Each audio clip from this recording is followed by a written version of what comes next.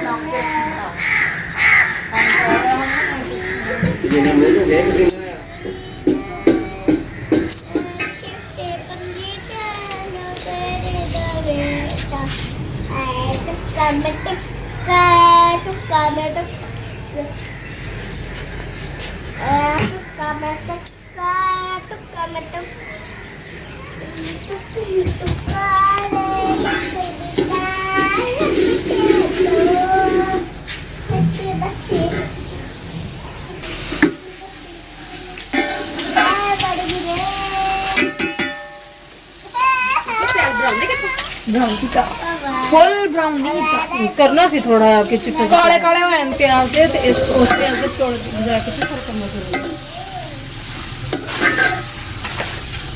अगर ज्यादा भी दिखा दूंगी हमारे को बोलना है मेरी हड्डी पे। ये है करेले गोश्त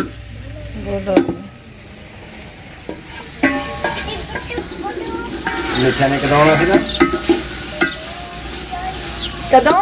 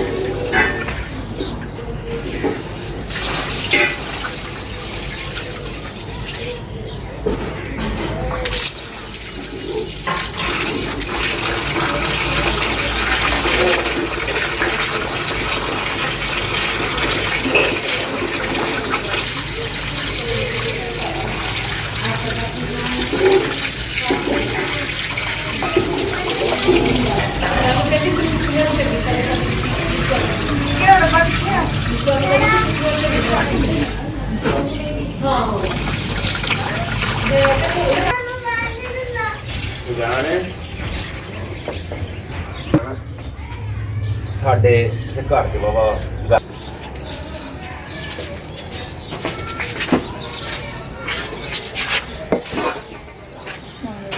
थल्लों प्लेट साफ कर, चमचे नाल विच पा दे।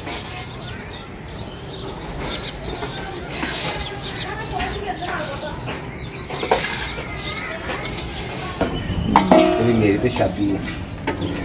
ਫਿਰ ਉਹਨਾਂ ਨੇ ਭਾਈ अब उठते चोल टूट जाने हैं ਚੌਲ ਜੇ ਟੁੱਟ ਜਾਣ ਤਾਂ ਗੱਲ ਕਰੀ। ਇਹ ਚੌਲ ਟੁੱਟਦੇ ਪਤਾ ਕਿਦੋਂ ਹੁੰਦੇ ਆ? ਜਦੋਂ ਤੁਸੀਂ ਇੱਥੇ ਦਰਮਿਆਨ 'ਚ ਮਾਰਨਗੇ, ਇਹਨੂੰ ਇੱਥੋਂ ਘੁਮਾਓ। ਆਹਾ हाँ बिल्कुल ਚੌਲ ਕਦੇ ਨਹੀਂ ਟੁੱਟੂਗਾ। सही दस रहे ਚੱਲ चल ਬਸ बस ਇਹ ਕੀ ਆ? सिक्का कमाल आज तो वो स्पेशल चावल बनाते हैं लगता है। चल मुझे फोन नहीं है तो मैंने लिया के दिता जल्दी आ ਸੱਜੇ ਪਾਣੀ ਖੜਾ ਆ है ना आग हल्ले भी जा रोटी तो नहीं पकानी मम्मा ने। ਜਿਆਦੀ